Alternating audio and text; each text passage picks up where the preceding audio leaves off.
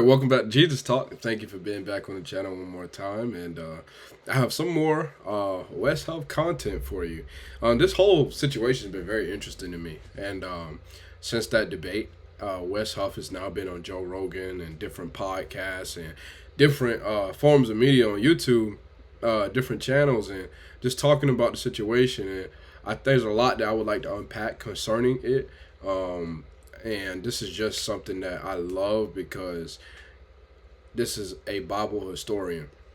So with people seeing that this is a respected and knowledgeable person on the subject, Christianity, Christ is shining through more and more. And people are starting to turn their hearts to God. And I'm seeing comments about people saying, I was into the Billy Carson conspiracy theories, or I was turning my heart towards God. I wasn't sure about this, but because of Wesley Huff, now they're turning their hearts back to God because he is able to articulate, the truth of the Bible, so God is using him in a great way. And so I watched some of the Joe Rogan podcast. I really wasn't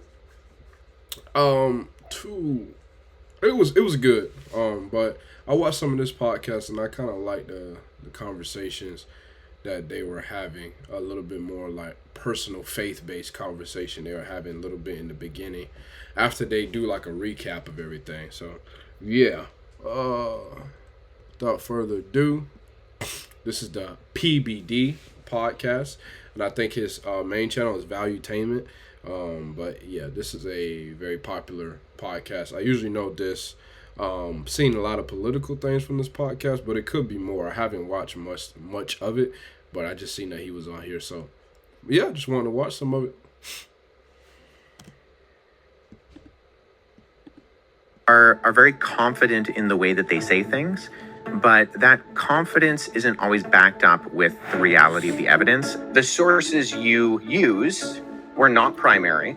We're still talking and they over and over again. There's so much more we can talk about here. We're wasting a lot of time. Confidence and competence are not the same thing. And I thought what was surprising to me about my interaction with Billy was that I was expecting some sort of rebuttal. Billy went to Mark's house with a handwritten cease and desist letter. People would never expect to go there. What happened after you guys were done with the podcast? Well, we did the podcast, and then it was very clear that Billy did not want the podcast to air. Why? Because a genius solves problems before they happen. And I'm going to drop the mic on that. Some weird people are going to become Christians next 2 years. And if you watch the interaction I had with him, it's on my YouTube channel. There was no rebuttal. So, yeah, go on.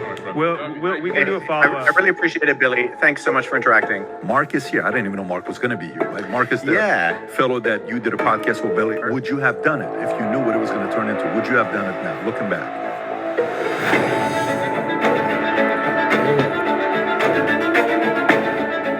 So it looks like that Mark, the moderator from prior, comes on in the podcast. I found out about my guest today, Wes Huff, by a debate that he did with Billy Carson. And Billy Carson, who's been on our podcast before, they had a sit down together, which afterwards there was a bunch of commotion and, don't release it. He contacts the host, Mark Minard, which, by the way, today was the first day that Mark Minard, the host of, I think it's called Elevating Beyond or some name like that of a podcast, it was the first time he and Wes met each other. And I even brought Mark at the end of the podcast to speak for a few minutes about his experience with Billy. And it was very interesting watching him. But Wes, what an interesting guy, young guy who we talked about the difference between how many times you read the book of Quran. He's read, I think, 3 times. And the difference between the book of Quran and Christianity. He broke down his views on Mormonism. And then I asked the question, I said, so if Quran is what you say it is, why is the religion of Islam growing at the pace that it is faster than Christian church, and why is attendance in Christian church declining? And he gave his argument it's growing in different places. I said, why is it not growing in America? And we talked about a handful of different things that I wrote down here, why are people, it was very interesting conversation. We talked about Andrew Tate, his conversion to Islam, and Justin. Okay, so we got a special guest in the house. This guy decides to sit down and do a podcast with Billy Carson. And 2 hours later, it's explosive. Everybody in the Christian community and the community that's had Billy Carson on, whether it's us, whether it's Rogan, whether it's Andrew Schultz. Oh my God, who is this West guy? You know, and he was just recently on Rogan, and I don't know if that's been released yet or not. I'm sure it's going to be fantastic. Yeah. So the timing is great. And then I reached out, I DM'd him. I said, listen, great work, good for you. I enjoyed the conversation. Would love to have you on. And boom, now he's here with us. So it's great to have you on. Yeah, it's a pleasure. And so when you went in, and obviously today I want to kind of get to know your background a little bit because it's very interesting. You just told me your grandfather used to sell Bibles in Iran. Well, he worked for the Iranian Bible Society. Iranian Bible Society in 1979, you said? Yeah, 1979 to 1980. Okay, so that's post-revolution. Mm-hmm, yeah, then before. You used to live in Pakistan, and you went to school in Pakistan. Well, I was born in Pakistan. And did you go to school there? Or? No, I was. We left during the Gulf War. Okay. My parents were accused of the crime of proselytizing, giving a Bible to a Muslim, and then we came back from overseas to Toronto, where my parents lived, and then a year after that went out, and for a very short stint of my childhood, we were in Jordan, in the Middle East. How long was that? Between is it like in the 90s for a few years. You're young, so how old were you at that time? Oh, I was quite young. We came back when I was like 6 or 7.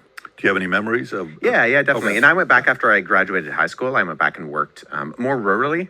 I worked with Bedouin, whereas when I was really young, we were in Amman, which was much more of the city. But when I went back after I graduated high school, I did some work with a Bedouin in an area just north of Aqaba.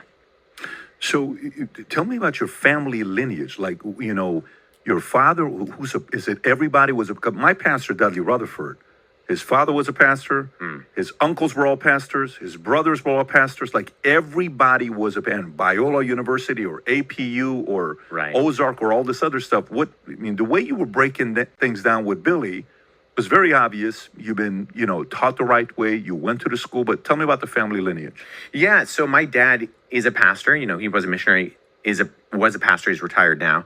Not a long lineage necessarily of pastors, but my middle name is Livingston, and my dad's name is Livingston, and that's the family name going back to a guy named David Livingston, who was a missionary, who was the first, I believe, European to go into Central Africa. So, and we're related to him. So since there was because I believe it was his niece married outside of the family, the firstborn male since then has been named Livingston. So my father, my grandfather, my great-grandfather, but it's my middle name, and it's my son's middle name as well. Very cool. Yeah. So there's the lineage going back into the heritage of Christian ministry and missionaries, going back that far. And then, so. How did you go on a mission ever yourself or no? By myself? Yeah. Yeah, I've done some trips. When I was in Jordan, I was working, doing that kind of stuff. I've done some short-term mission trips to... As an adult? Yeah. Okay. Just after I graduated high school, like between high school and going to university, I did a couple trips. Was in Rwanda, was in Mexico when I was quite a bit younger, but yeah.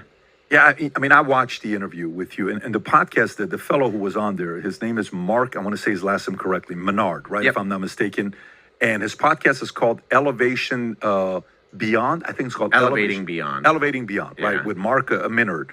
And so walk me through how this whole thing happened with you and Billy Carson. Because when you watch Billy's been at it for 14, 15 years. I think the first time, if you search up his material, you will hear he started in 2010. And he's gotten tens, if not hundreds of millions of views on many different interviews. I think even if you include TikTok, Instagram and everything combined, it's probably in the billions of views that he's gotten. Yeah. Until he sat down with you, but walk me through the invitation. Did Mark invite you? Did Billy invite you? How did that happen? Yeah. So Mark invited me. He sent me a DM on Instagram the day before. So as far as I understand it, the plan was actually for Mark and Billy to interact. Mark's a Christian. So he has Christian faith and conviction and I think they're going to, Mark, and I may react to his point of view as well, but the moderator, Mark, he also put out a video explaining beforehand and after what happened, and explaining himself, and a lot of people were very, very harsh on him. But it doesn't take away from the fact that, again, he even admitted to himself that he interrupted to try to be on Billy Carson's side way too much. And he said he even apologized to Wes because of that. So for me, it don't take away the fact that, yeah, like you shouldn't have been interjecting like you were. You should have just allowed the conversation to develop. But he saw his friend was getting battered, was getting destroyed. So, yeah. But maybe I'll do a reaction to that part of the video. But, yeah. I talked to Billy because they had been friends, talked a lot about business together and different things like that. And so they were setting up, which had sort of been in the ether for a while, to have a conversation about some of the disagreements that they had about what Billy said about Christianity, how Mark feels about Christianity. And Anton, who is Mark's media manager, had compiled a bunch of different sources that Mark could look at and kind of review in plan for this. And I'd done in some of my social media videos just some short response videos to something that Billy had said on your podcast when you had him in, when Andrew Schultz had him on, when Joe Rogan had him on. Just quick, 2-minute things, just kind of correcting some of those errors. And so Anton put together a Google Doc of some of this stuff, me, a few other people, and how I understand it is that Mark just kind of said to Anton right before, what happens if we just reach out to Wes? Like, what happens if we just see if he can come and interact? So he reached out to me the day before. I was out at a lunch meeting with a friend and saw the message and, couldn't get down to Florida to actually do it in person, but said, I'll jump on a call. And I'm more than willing to do that and interact with Billy and kind of go back and forth with some of the claims that he's made about Christianity. And what was your biggest takeaway when you sat down with him? What did you see that was maybe different than you had seen him on different podcasts when he's speaking? What did you sense? I think people like Billy are very confident in the way that they say things, but that confidence isn't always backed up with the reality of the evidence. And so confidence and competence are not the same thing. And I thought what was surprising to me about my interaction with Billy was that I was expecting some sort of rebuttal. And if you watch the interaction I had with him, it's on my YouTube channel, there was no rebuttal. So we get into the topics. He claims that Jesus wasn't crucified. He kind of has these sources that he uses. He brought those up, predictably, as I thought he might. And I addressed why those sources don't work for his claim. And then he collapsed. He just said, the first claim was that it was from the Sinai Bible, which is Codex. And so when he was talking about the confidence in which people speak, but lacking the competency, that is so true. Because I, before this, never heard of Billy Carson. But when you look at his content, he speaks so just authoritatively in the fact that he knows what he's talking about. So it's like when you've been doing this for 14 to 15 years, and then you get on the debate and you have no rebuttals, meaning the things that you're saying, that and those points that he was using about the Codex or the Sinai Bible he was saying, and then the Gospel of Barnabas, and then the story of Jesus' wife, these are things he's been using for years. But now you have somebody that literally has the information there and that gave you pushback. It's like, oh yeah, no rebuttal, no anything, It's funny, but that's the thing, people think that a lot of Christians, when it comes to this situation, are bullying him. And some people are saying ridiculous stuff, which is not of God, it's demonic. If you're saying anything that is outside of breathing life, and saying that you want bad stuff to happen, then yeah, you need to go repent or go get exercise, because you're dead wrong. But the thing is, we have to be defenders of our faith. And people say all kinds of stuff about Christianity, and they disrespect God all the time. And so God allowed this to happen to peel back the blinders on some people that want it to be lost. And so he peeled that back and allowed people to see, like, okay, we're wrong, you know. There is more to this than science fiction or make believe, you know. And this person that's been allowed as an advocate against the Bible doesn't know what he's talking about. And it was clearly shown. Sinaiticus. And I happened to have a facsimile, a photocopy of Codex Sinaiticus on my shelf. So I simply pulled it off my shelf and said, well, do you mind telling me where you think it denies the crucifixion or that the crucifixion isn't there? Because this is a 4th century Greek Bible. It has the crucifixion. And so he kind of pivoted to saying, well, no, I misspoke. I actually meant the Gospel of Barnabas, which is a known forgery. And so I think my surprise was that he didn't try to double down. He just completely capitulated and then tried to move the topics onward. So you're asking him questions because I'm watching the back and forth. You're not being aggressive and disrespectful. You kept posing questions. So may I ask where you got this source from? You know, if you don't mind me asking, can you break this thing down for me? And he's giving his rebuttal. And what do you know about this, and that? And he would pause, and you would go and say, well, actually, I wrote a thesis on this.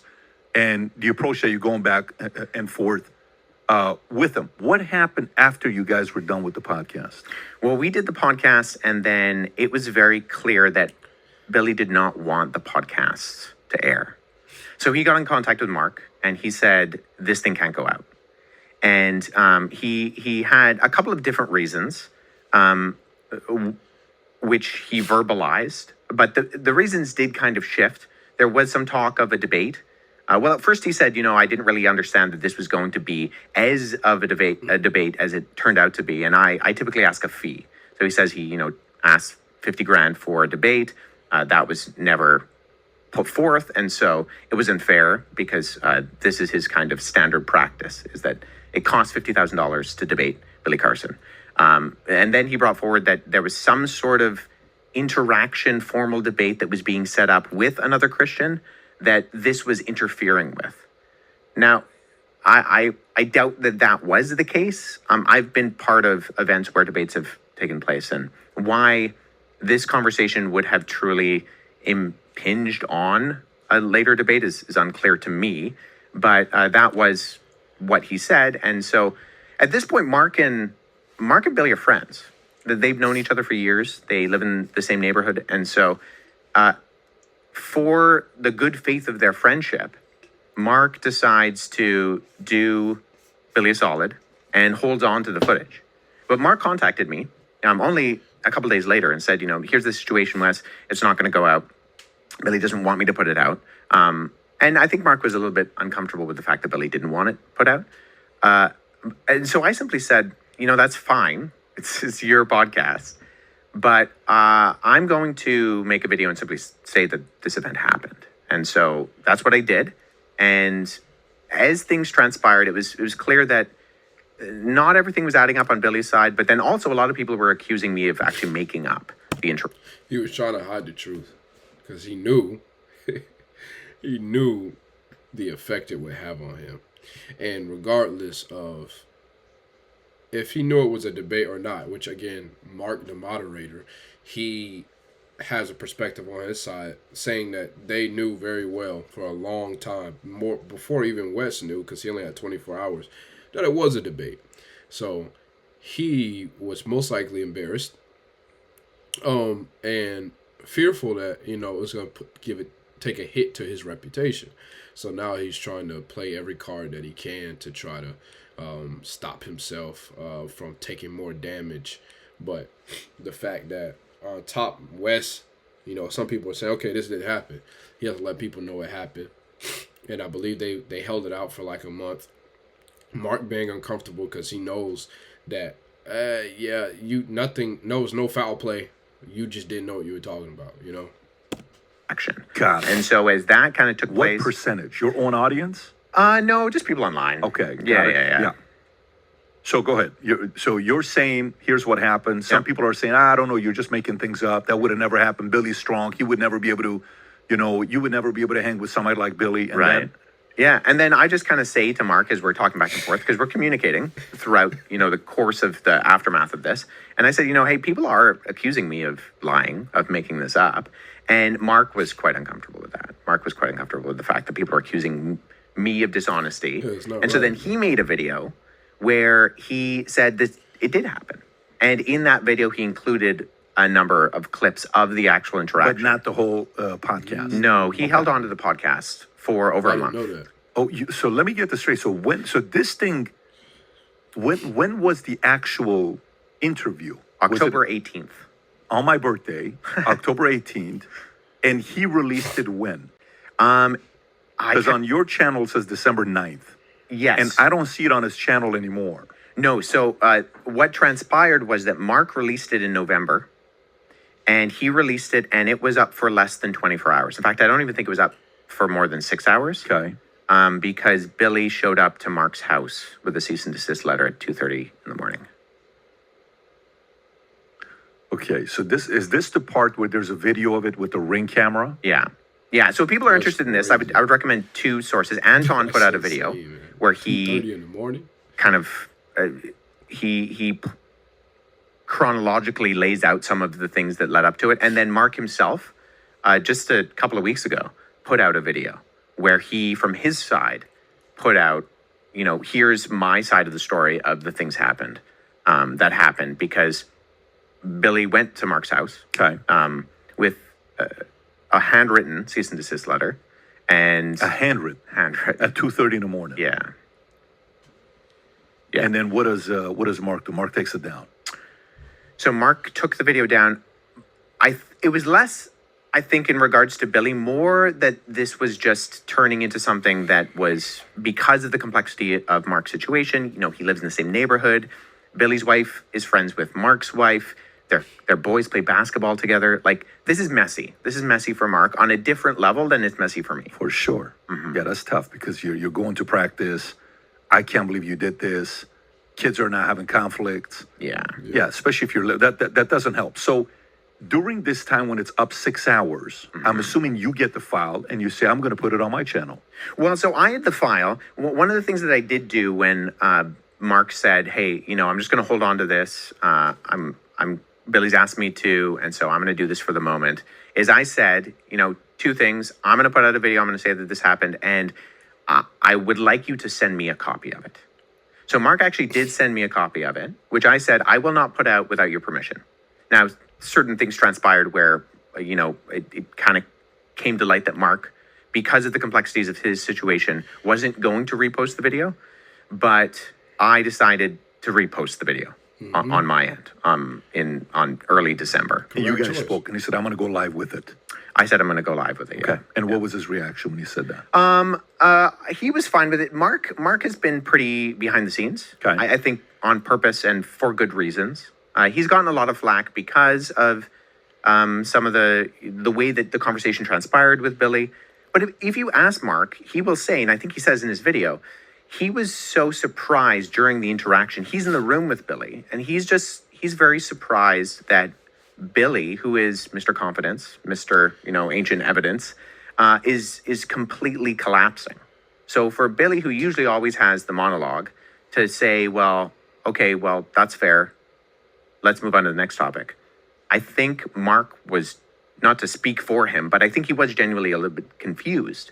And so felt like he, to a certain degree, needed to come to Billy's aid in the course of this conversation, because he just felt the kind of secondhand embarrassment that was going on in the room because Billy was really not acting in the way that Billy usually does. Now, let me ask you,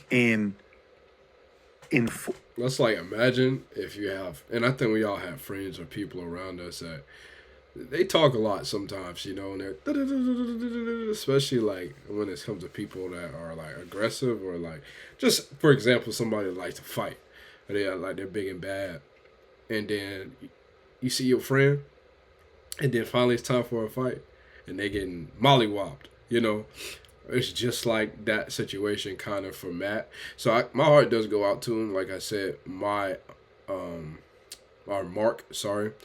how I feel about his moderation is not anything to do with him as a person. It's a very tough situation, and he was trying to do his best, which I respect a lot. He was trying to do his best by his friend and do his best by Wes for truth purposes. So yeah, he's done his best. 14 years since he's been creating content, or he's been out there, Billy.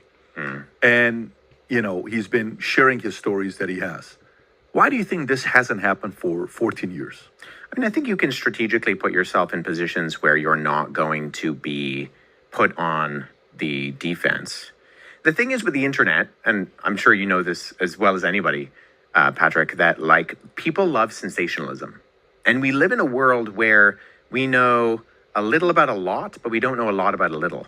And so we live in this Wikipedia world, right? You can just hop online. You don't really need to know information. You can kind of, you can shed that out to someone else, right? You can, and the someone else being basically the supercomputer in your pocket. And people love sensationalism. People like to hear the crazy story, the conspiracy theory. For, sometimes I think genuine reasons. Some conspiracy theories are true sometimes. But I think when you have people who are saying pretty outrageous things, people like to be entertained, and people like the more sensationalistic theory than the mundane one. So, I mean, in one sense, it is sensationalistic that you have this first century itinerant Jewish preacher in the backwaters of Roman-occupied Judea who predicts his own death and resurrection and then pulls it off. But I think people are so used to the biblical narrative about the historical Jesus that they want something else. It's the same reason the Da Vinci Code got so popular, even though there really wasn't anything historical behind the Da Vinci Code. But people like these kind of under-the-table conversations that are sensationalistic and make you feel like you know something special now.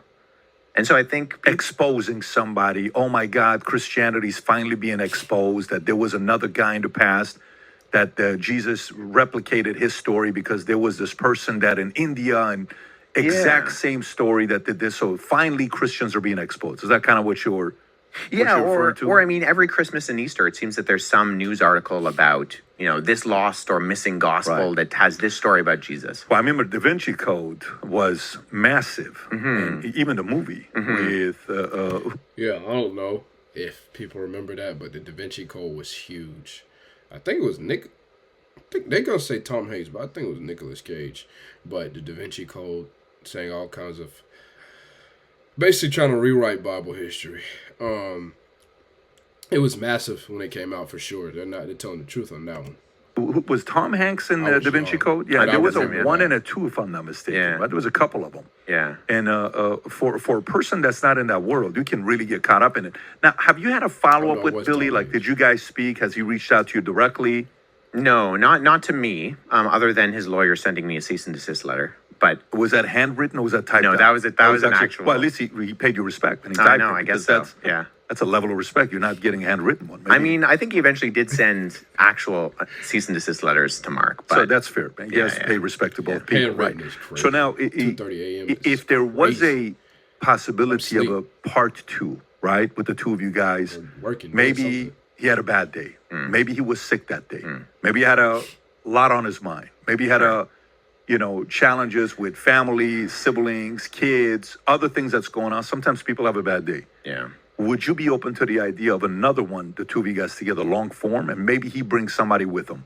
Yeah, I would be open to it. I mean, that was the original plan, was that this interaction that we had online would be kind of a precursor to, ideally, an in-person thing with Billy. And I actually said, when Billy sent me the cease and desist letter, I made a video where I said, I will actually adhere to all of the terms and conditions of this letter if you decide to run it back with me and we do it in person. Because I think Billy has a lot of claims about the Bible, and I hope that our conversation kind of made him think twice about a lot of the claims he's made about the Bible, especially the ones that are patently false and can be verified even with just a quick Google search.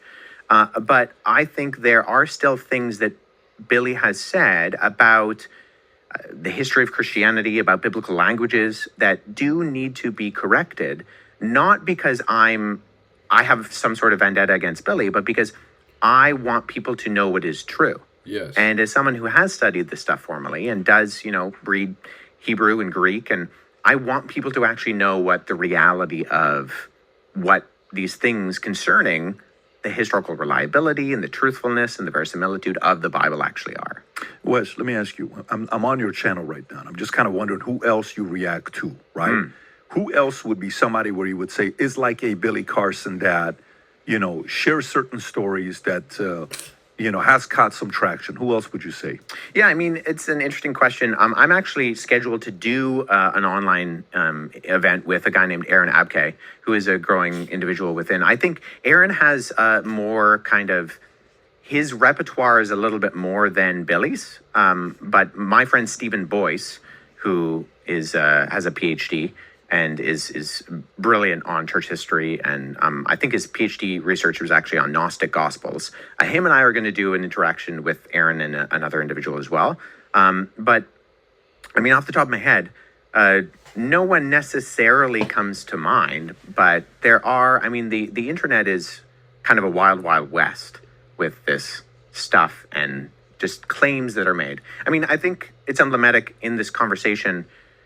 We live in this world, but we live in a world where social media has kind of designed it where we're so used to claims being thrown out, but claims are not actual evidence. And so you can make a claim where you say something and, because it's, in 140 characters, and we're so used to that, we think that that's actually rationale, but that's not rationale. That's an assertion. An assertion is kind of like the roof of the building. You don't start building the building by the roof. That's the last thing to go on top. The foundation, the walls, everything internal, that's the rationale and the evidence, and then you put the assertion on top. What he's saying is he's using literary terms, basically to describe that there has to be content before you can make an assertion or a strong statement about whatever the subject is. So if you're talking about Christianity, that, for example, Billy Carson, the crucifixion did not happen. That's the crazy assertion. Now, the content would be Wesley. Okay, here's the Codex Sinaiticus. Here's this, here's this, here's this. Here's the similarities. Here's the differences. That's the content of showing, physically, okay, this is why I made that assertion. That's what Billy Carson should have done. But again, there's no evidence. There's no content to support those ridiculous claims. So you're left with emptiness. So it's like having an essay, but the intro, you have a strong assertion, you have a strong intro. It grabs the attention of the reader. But then when it comes to the content, the body, it's very weak and shallow. Run-on sentences, repeated sentences, sentence fragments. It's not something that is strong with content-wise. But we live in this world where everybody's throwing out assertions, and we've actually forgotten how to articulate what evidence and reasons and rationale actually are.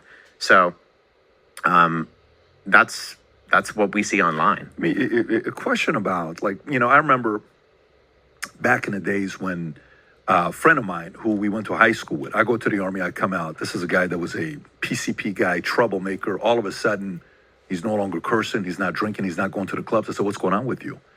And him and I both had a 1.8 GPA in high school. Both of us were troubled teenagers. We were just, we had a hard time. And I went to the military. He went a different route. And he says, Pat, I found Jesus. I said, you found who? He says, I found Jesus. I said, there's no way you found Jesus. He said, I found Jesus. I'm laughing at him, thinking what do you mean you found Jesus? He said, well, what are you doing next Friday? I says, I'm at the club. What are you doing next week? You want to go to the club? Let's go. He said, no, I want to take you to a different club. What's that? Church of the Paznaz of Pasadena, California. I'm like, oh, give me a break, dude. I'm not in. I'm busy. And he keeps trying. And finally, I go on a Friday night. And it's a Bible study with 5 of us from 6 to 2 o'clock in the morning, okay, Friday night. And we start kind of going through this process. And 62, man. the teacher was a guy that knew a lot about philosophy. So he can go philosophy, he can talk maybe on the philosophy side, on the business side, and he can talk on the spiritual side. So different religions, denominations, what questions you got? What are you struggling? What are you battling with? And it was very interesting to see, you got the FAQs that you go through, typical objections that have come up about, why if God is real, how can he have something like this happen? How can let so many innocent, the most innocent objections, like in every business, there's innocent objections that comes up. And then eventually it gets deeper and deeper and deeper and deeper. And only somebody that went to school and maybe has studied this like for many, many years, then realizes, okay, now you're asking some real heavy questions that we got to sit there and process with. How many people you think of somebody that went to school and got their, degree from certain universities that we have in America could have sat down with Billy and not exposed, but revealed the number of First of all, that's just a good, quick little testimony all in itself that his friend found Jesus and that he kept trying. And I think that's a lot of times. I think a lot of us who have been Christians for a while have gone through this of trying it, but you eventually give up. But I say you keep trying until you see a change or you see something happen. There's a lot of people are afraid of God or afraid to see what's actually going to happen, because some people are afraid that, hey, I actually may like this and a change may come into my life. Some people are just afraid of the unknown, and it can be unknowing when you are first starting, but that's something that's commendable to his friend. And I think he said 6 p.m. to 2 a.m. in the morning for Bible study is wow. That just really did something to me, because it's like, how much time should we really be spending with God? There's really not a limit or a cap on it. We should try to be as close to God as possible. So kind of makes me think, stuff that's going on in life, how much is that getting in the way of, what I truly should be doing, something to think about. But yeah. Leaks in his arguments. How many people would be able to do something like that? Somebody that studied theology. Oh, I think quite a few. And what's that number like? Is it in the tens of thousands? Was it things that was not level of depth that anybody could have overcame? That's 100%. Okay. Yeah. I don't think that the accusations that Billy was making, they're not unusual in the sense of, and I'm not really sure where Billy got a lot of the arguments that he actually articulates from, because like I said, Wikipedia articles could debunk it. Like you look on, he uses something like the Gospel of the Holy 12 for his evidence. Well, the Gospel of the Holy 12 on the Wikipedia article will tell you this is a 20th century forgery. Like we don't have any evidence before the 20th century. It was designed by a group that was trying to prove that Jesus was a vegetarian, but it's not a historical document. And so if we're going off of something like the Gospel of the Holy 12 or the Gospel of Barnabas, which is the one he uses for the denial of the crucifixion. Let's go through one of them. Let's start with the first one, Rob, if you want to go to that. So the Gospel of the Holy 12. Yeah. So there you go. So the Gospel of the Holy 12, first serialized in the Lindsay and Lincolnshire Star newspaper between July 30th, 1898 and March 10th, 1901. Presents vegetarian versions of traditional teachings and events described in the canonical New Testament. So this isn't something that has historical provenance. So it's not something that has kind of a paper trail going back into the ancient world. There are ancient apocryphal documents that you could capitalize on. Gospel of Thomas, Gospel of Peter, but this is not one of them. So to choose this as your document to prove something, I'm just not entirely sure why you would go about that particular route. Or the other one is the Gospel of Barnabas, which is the one that Billy brought up with me, which is a clear middle-age forgery. It's not, and that's not a contested fact. It paraphrases Dante's Inferno. It has glaring historical inaccuracies. It has geographical mistakes. It says that Jesus is the Messiah, but he's not the Christ, indicating that the author had no idea what those two words meant and that they were the same words in different languages. So Did you actually? Sorry, if you see me looking this way, it's because I'm looking. I watch this on my laptop, and then my monitor has my setup, how it looks over here, which I can see the same thing. So if I ever look this way, that's why. Did you yourself? Do you actually try to go when you hear him say these things? Let me see where he got these things from. Is that where you go? Are you going and saying, I don't know how he came up to the conclusion of this. Is it this book? Is it this fiction book? Did you go that route yourself, or how do you try to break down his arguments? Yeah, I think it's a both and situation. I think Billy's unusual in that he has brought forward arguments that I've never seen before. So usually you get kind of the typical arguments that are repeated, and sometimes it's repeated ad nauseum. Accusations of the Council of Nicaea in 325 inventing the books of the Bible as the canon of Scripture. That's the sort of Da Vinci Code-esque argument. And you can trace where the paper trail of that goes to, because you can see that Dan Brown in the Da Vinci Code got it from a previous book called Holy Blood and Holy Grail, and Holy Blood and Holy Grail appears to have got it from Voltaire, who used a document called the Synodicon Vetus. So there's actual links to where, okay, this is a false statement, but where's the false statement coming from? Right. And you can see the dots and connect them.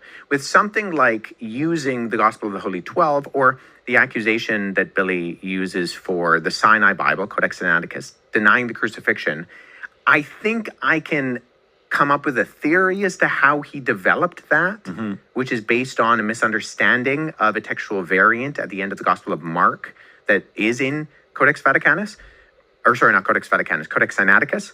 But to then repeat this constantly and say that the crucifixion isn't in the Codex Sinaiticus entirely, I'm not sure why he would go about that or where kind of the reasoning came from. As far as I can tell, a lot of these are original to Billy, and they sound sensationalistic, and a lot of people don't have the repertoire or the background to know what something like Codex Sinaiticus is. And so when he's throwing that out to you, or he's throwing that out to Andrew Schultz, or he's throwing that out to Joe Rogan, it's not in your categories of information that you just kind of have off the top of your head. So you just kind of take it at face value, right?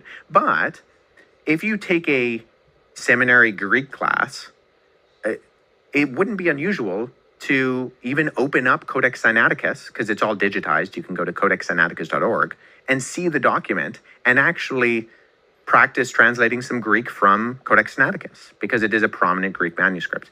So,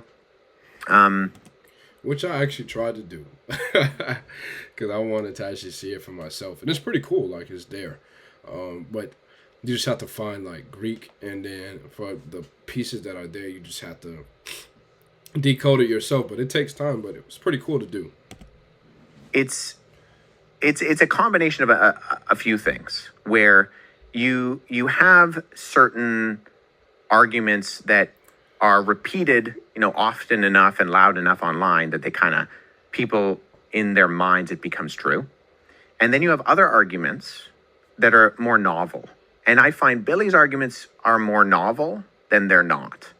He does kind of throw in the Vatican is behind everything, and the Council of Nicaea and the books of the Bible, and Constantine is another one that kind of gets pegged on Constantine for some reason. But there are other things, like a lot of what he talked about with you, that I think are, as far as I can tell, Billy originals. Billy originals. I think so. In as far as meaning nobody else talked about it. It's just his own assumption that I think this is what's going on, or the way that they're formulated. So I think Muslims have capitalized on the Gospel of Barnabas, because the Gospel of Barnabas appears to actually have been influenced by Islam in the Middle Ages, and uses some sort of typical later Islamic arguments from the Middle Ages, and does deny the crucifixion. So it has been capitalized on that way. But the way that it's been used by someone like Billy, I think at minimum it's novel, because I haven't seen it in the same way that Billy has articulated it. And did you know how sometimes you see someone and they, like in football, this guy was an assistant coach under this coach. Anyway, I don't know if you're a sports guy. This guy was an assistant coach under the other coach. So he's come through these two lineage. And that guy's a run offense. This guy's a defense So I kind of know what his schemes are going to be when he's going to be playing against me, because that's who taught him, right? Okay, I'm playing against these two coaches. So when you're prepping for it, you're watching tape, this is kind of how you do it. Were you able to find out who was his teacher that gave him this?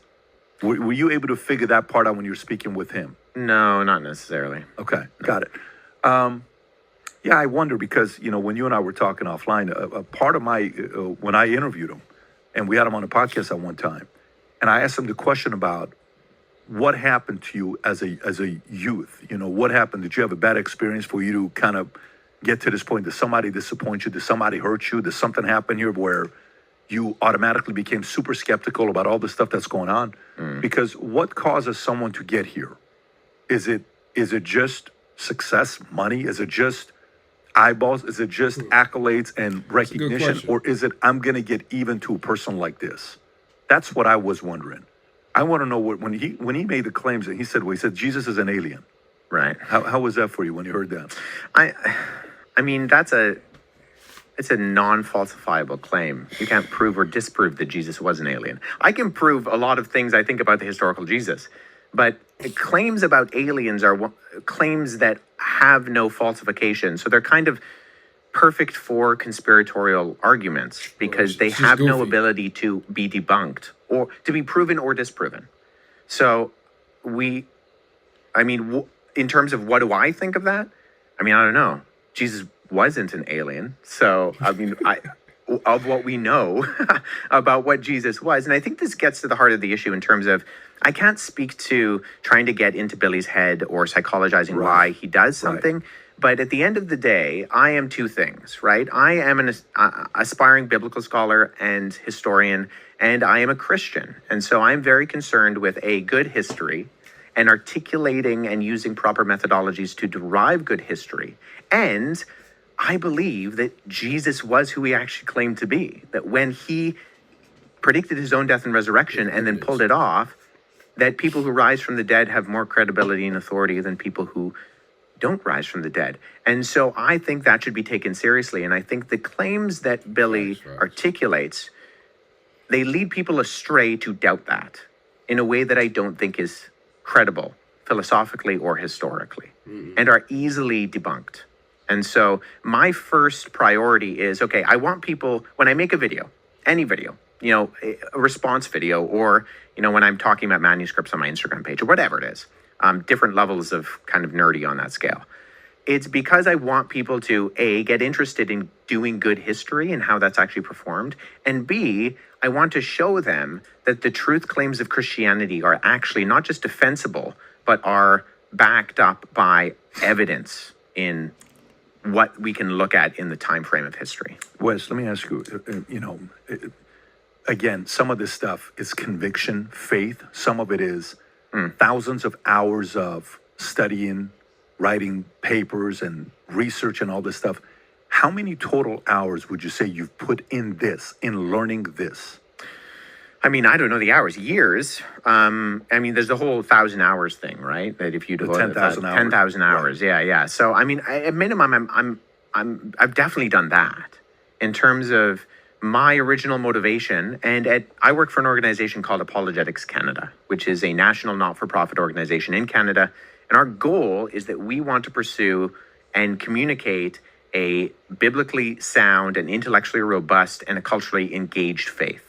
We want to come alongside Christians and help them know what it is they believe and why they should believe it. And so alongside that, I put in the time, not just because I'm interested in becoming an expert, not because I want to kind of gain some sort of credibility intellectually, although I do want to, derive a level of expertise where I can speak knowledgeably on a topic, but ultimately because I think these topics are important. And I think that they have ramifications that go beyond simply historical inferences, that Jesus is no less than a historical character, but he's also so much more than a historical character. And so my motivation and my interest is ultimately because I think that these things are true, and I adhere to a set of scriptures that calls me to love the Lord my God with all my heart, soul, mind, and strength. And part of that is loving God with my mind. And so I'm going to try to do, to the best of my ability, dive into that in order to be able to communicate what I believe is ultimately the truthfulness of the Christian worldview. While you're going through your faith, did you ever hit a wall? And if you did, what was the topic you hit a wall? Because you know how you study Billy Graham, when Billy, before went on his crusade, he went and met with, I think it's Henrietta Mears, if I'm not mistaken. I don't know if you know the story or not. No, I don't. Yeah, he goes, Rob, can you type in Henrietta Mears, Mears, and Billy Graham? I think I'm getting the name right. Women's history of Henrietta Mears. Can you zoom in a little bit for me to read on zoom in? Okay, let's meet the women who inspired Billy Graham, Bill Bright, and more. A motivational whisper.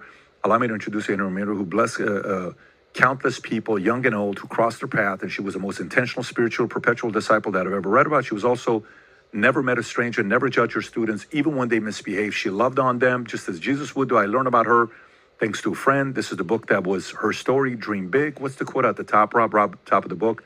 She is certainly one of the greatest Christians I have ever known. Billy Graham. Meet the woman who shaped the lives of some of the most influential Christians of our lifetime. Go a little lower, Rob. Henrietta was born in 1890 to 1963. You cannot fathom all she did in her lifetime. Upon she had last spread, you'll get a first-hand glimpse as you read this book. Go a little lower. First generation of the Christian. So there's a story about her. I mean, I read this 20 years ago, a while back, where he hit a wall, where it's kind of like you're questioning certain things. You know, what about this? I hit a wall with my faith at one point. And I was, going through it, and there was multiple people that played a very important role for me. Yeah. And there's different levels of wall. The first one was when I'm living in Iran. I'm getting kicked out of Bible study in this Assyrian church that my dad used to take me on Sundays. And I'm like, you want to tell me about there's a Jesus and a God? Look at all the bombs that we got from Iraq. You want me to believe this? No. And then the pastor eventually has a conversation with my parents, and they kick me out. And then later on, you're going through the next one and the next one. I'm like, the Bible, it's a lot of, this was written at a time that you had to find a way to control the populace. And people's level of naivete was they were so naive that it was easier to control people back then. Most people were not educated. Most people didn't know how to read. So they wanted to kind of, believe in something that made their lives easier. Somebody else is doing the thinking for me. I'm going to be protected. But for you, did you ever have a moment where you hit a wall where you had to go to somebody to help you out with your faith? Oh, definitely. I mean, there have been lots of people who've been mentors in my life. Not necessarily mentors. What I'm looking at is like you, a breaking point for you. This is tough for Billy Carson, but this could also be good for Billy Carson. I actually think Billy Carsons are net positive for the world. And let me explain why. Because I think eventually they're going to run into somebody like you, who is gentle. You were very respectful. You were not condescending. You didn't use that opportunity to embarrass him. You didn't use that opportunity to undermine him. And I think you showed grace versus nowadays, there's a lot of people that are debating that want to make the other person look like they're dumb. Right. You didn't do that. I think that's a great example. That shows, wow, you can win an argument. And, I looked at your YouTube channel, what it did after your podcast with Mark when it was released. 22,000 subs, 20,000. You got 100,000 subs within the next week after that podcast was released. And then now you're at 252,000 subs. And you went on the biggest podcast on the world. And this is not even close to what's about to happen to you today. I mean, the number one podcast that beat Joe Rogan's podcast became number one because Joe Rogan told the world to go watch their podcast. So do you understand? Like, Joe beat himself. Right. Because Joe told everybody else to go. What was his podcast? Telepathy tapes? Yeah. Right. Telepathy. Telepathy tapes. So Joe Rogan says, guys, I just watched his podcast. Everyone goes watch the podcast. It's beating Joe Rogan. Oh my God, Joe Rogan's losing to this podcast. No, he's not. He promoted that podcast, right? But, these moments of a fighter, George Foreman loses, steps away for 3 years, comes back stronger.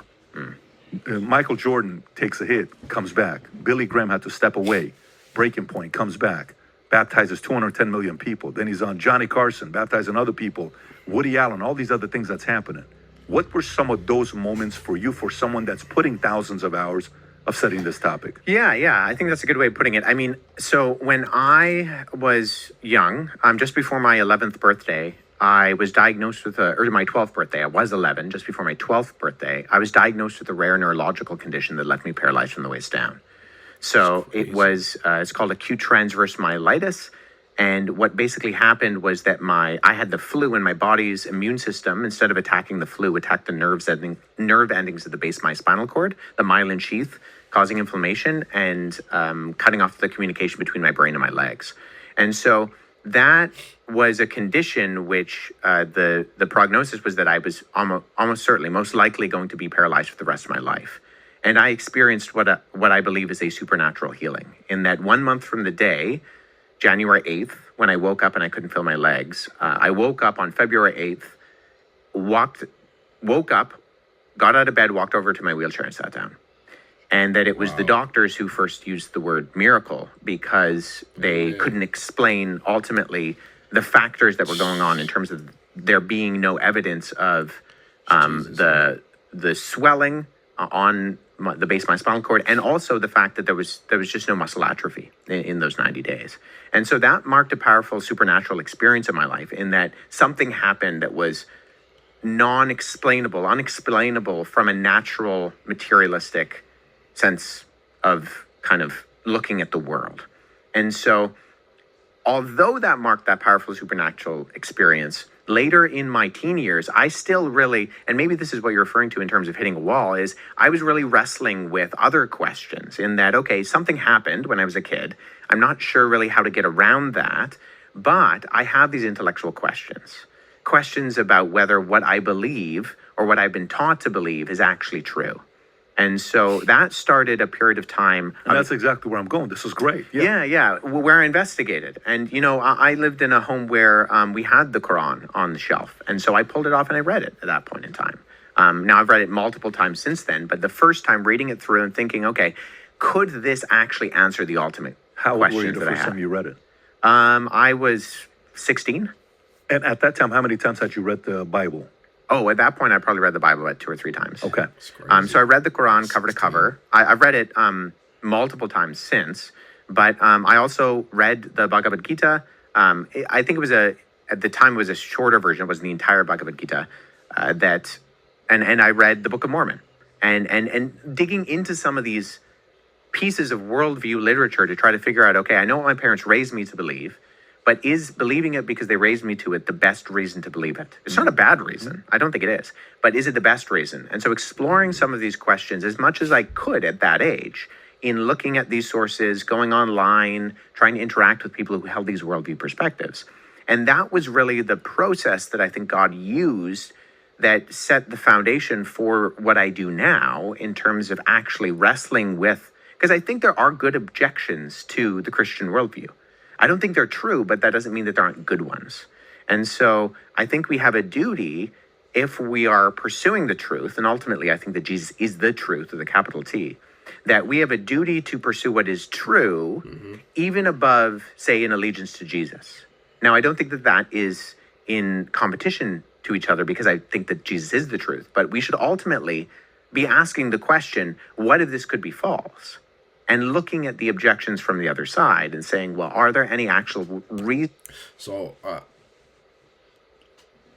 try to explain what he's saying, because it may sound bad at first, because I just was like, but I understand what he's saying. He's saying that, he already believes in his heart Jesus is the truth, but at the same time, he's saying that there should be questions that are asked about the legitimacy of everything that we're being taught, to really know what the truth is. I mean, and this even pertains to sometimes, like, when you're in church and people are saying things about the Bible, when they say, oh, in the Bible it said this, and you think, like, wait a minute, no, it doesn't. You have to know it for yourself, and you have to be able to speak the truth of what it is, but it's already the truth. So it's easily provable, because it is already the truth, which is what he's saying. Objections that invalidate what I believe to the point that I need to rethink this. But when it comes to allegiance to God, I mean, to Jesus, there's just nothing that is going to compare. Even on a spiritual aspect, people that you have the Holy Spirit, that you can feel God and that you've heard from God, you've seen the miracles of God, allegiance is just not even the word. There's nothing that could ever separate me, from God, because it is spiritual, like connected to my soul. God is on the inside, so. This happened at 11 years old to 12 years old, January 8 to February 8, when you got up and walked up to your wheelchair. Mm-hmm. Were you still an old soul prior to that? Were you always a pretty old soul, like a 10-year-old, 11-year-old walking around like you're 25, 30 years old? Were you that person? Oh, I don't think so. I was a bit of a slacker. Okay, so you were a bit of a slacker. So, but were you still interested? Were you personally reading? Were you personally curious in the Bible? And were your parents like, you got to read every morning? You got to wake up reading the Bible. We got to start off with prayer, end the days with prayer every day. Read this book. Was it something in the family tradition that you're reading no matter what every day? No, not necessarily. Not regimental like that. Like it wasn't. Meaning, at 12 years old, had you already finished the Bible once? I think. Yeah, most likely. Most I people probably have had. not finished it first, But Yeah, I mean, we would read every evening. We would read the Bible together as a family. Okay. We would pray for the people in our church. So there were kind of those disciplines that were put in place, but I don't think that they were like militaristic in the sense that I had to read my devotions. My parents were checking up on me on how much I was actually getting through or anything like that. I think that it was much more of an organic kind of just attitude. There's 3 siblings of yours. Have they all read the Bible pre-12 years old? I don't know. Was it something where you guys collectively would sit down? Was it a family tradition Bible? So that was a... Yeah. We would okay. do evening devotions kind of thing. So after 12, after that event that happened to you, were you a different person afterwards and people could tell? Was there a certain level of urgency where you felt like you owe it to God, that I'm going to commit my life to you? Was there that kind of a moment for you?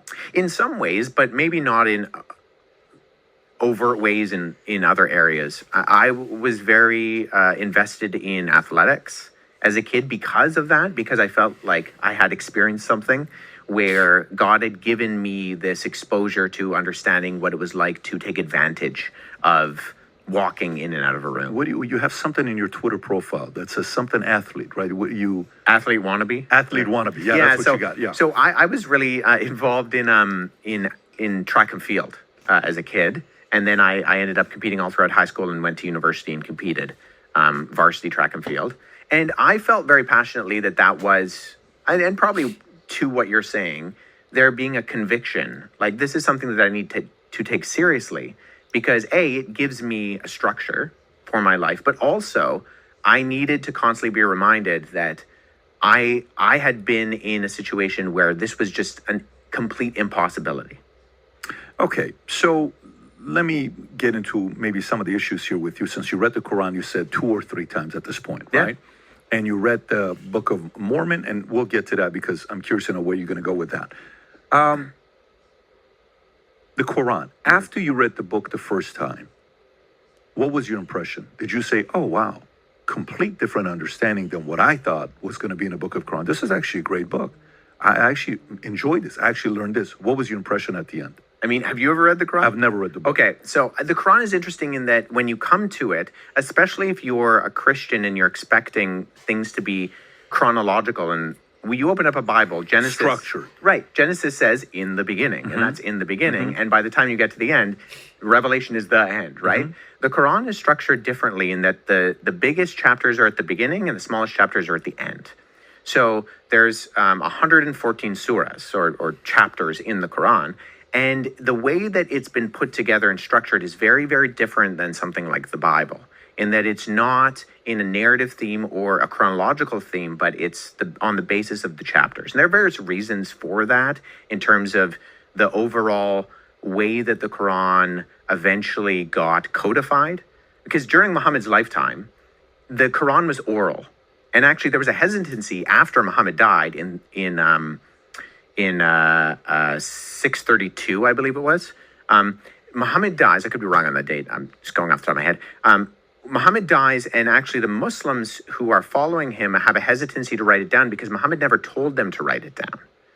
But there's this process that eventually gets put into place because Muhammad's successors in the caliphs realize that people have memorized the Quran differently. And so there is. What does that mean?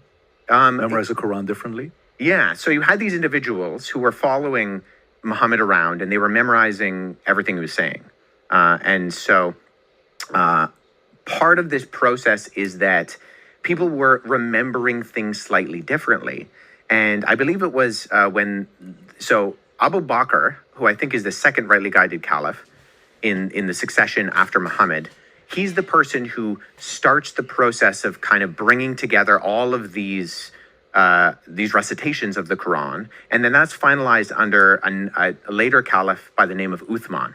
And Uthman, I think when they come to Abu Bakr, the statement literally that they say is, "Save us before we differ like the Christians and the Jews before us." And that they saw that there were some things that the Christians and the Jews were disagreeing on between their written texts, and they didn't want that to happen with the Quran. And so there's a period of time under Uthman where it's called the Uthmanic revision, where he gathers all of these documents together, all of these different recitations, and he codifies it into one document and he destroys all of the differing ones. So in that sense, you do have a standardized version, but it's in terms of like the history of how texts are produced and disseminated, it's what's called a controlled transmission.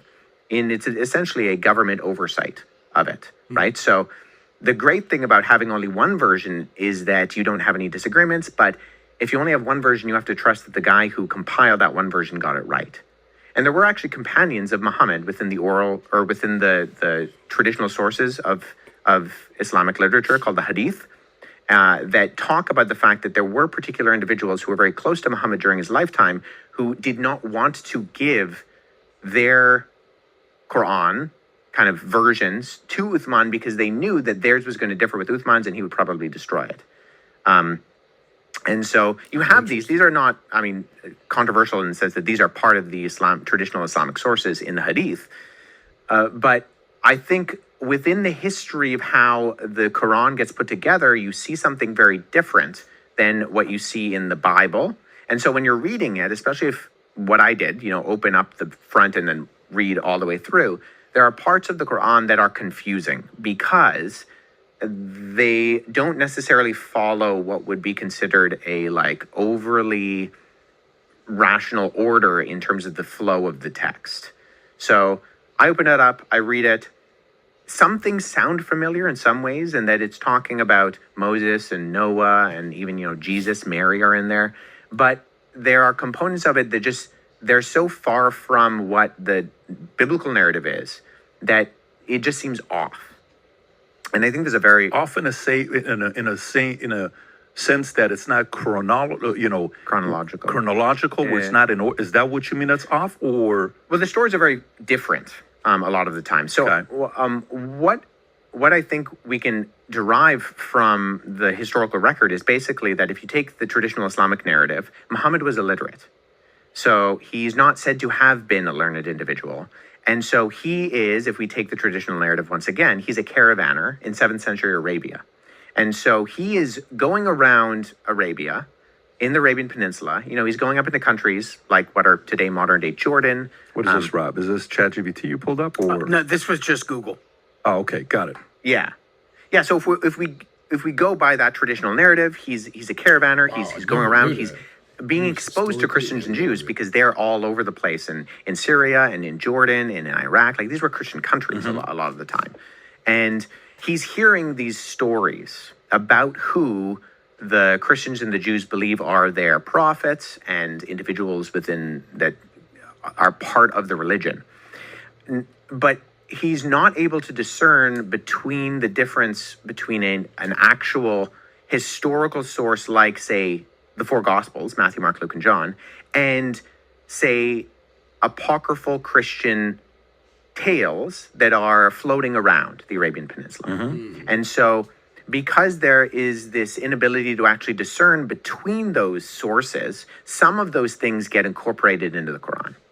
So, and we can trace this. A friend of mine, Andy Bannister, did his PhD dissertation, and then he published a book on this. It's called The Oral Formulaic Construction of the Quran, where we can actually tie certain stories in the Quran to apocryphal sources that were floating around in the subsequent centuries after Jesus. So there's a document called the Infancy Gospel of Thomas, not to be confused with the Gospel of Thomas, which is very different. But the Arab infancy Gospel of Thomas has a story where Jesus, the childhood Jesus, is making clay birds beside a riverbank. And the Jewish officials get mad at him because he's doing this on the Sabbath. He's breaking the Sabbath. They go off to get his parents to get him into trouble. And Jesus breathes on the birds. They turn into real birds and they fly away. So this is an apocryphal story. It comes centuries after the actual historical Jesus. It has no historical ties to the historical Jesus, but it's a popular story that's being incorporated into this infancy narrative. In the Quran. So the Quran adopts it. So we can trace it to... So basically you're saying Muhammad-wise, he's illiterate, so there is no way for him to differentiate between what's gospel, like what's actually Bible, and then what's Bible stories, which is pretty interesting in itself. Infancy Gospel of Thomas and then later Arab Infancy Gospel of Thomas. The Quran borrows it and incorporates it, but we know that it's not an actual historical story of Jesus. So when I say that there were stories that like they're So familiar, what's your point with that? What's your point with that? that there are stories that are familiar in that you're seeing the name Jesus, you're seeing the name John the Baptist, you're seeing the name Mary. But when you're reading these stories about them in the Quran, they're not accurate stories that they're not echoing biblical stories as much as they're talking about these characters in very different ways that if you don't know about, say, you know, where these sources are coming from, if you're not looking into the infancy narratives, then you're like, well, what is this? Like, this is confusing. Is this more information? Is this right information? And so now later in life, in my formal education, digging into some of those things and figuring out, okay, well, here's how we trace those sources. Here's the paper trail. Here's how we can connect those dots between where potentially the author of the Quran was actually getting them from. That's when I did a lot of that legwork. But originally I was reading the Quran and I found it unusual, but I also found it did not accurately reflect things that I was looking for to answer the ultimate questions. Questions of like meaning and purpose and morality. While you're going through it the first, second, or third time, Okay. I'm going to have to split this video up because it's 2 hours and 29 minutes, but that was the first hour of it. This has been really good. I learned a lot about Wes. I did not know that, you know, that happened to him, that he was paralyzed, which is, let me get his face like that, which is awesome all in itself, that that supernatural account happened and it allowed him to truly, you know, and completely turn his heart towards God. I'm not saying that it was a way, but something that he could not explain happened, and obviously his family was praying, and he decided to devote himself to telling the truth of the Bible because he believes that it is true, based on evidence and the supernatural. But yeah, it's good. I have multiple parts. I guess I'm gonna have a lot more Wes Huff content because I just really, this is something, it's like new, and it's invigorating because it's like something that is concrete, from somebody that is an expert and a historian that can really break these things down. And it's good for me that I can use some of this for, you know, evangelizing and things like that. So I enjoy this type of content. So yeah, I see you guys on the next part. I love you because God loved you first, and you have a nice day.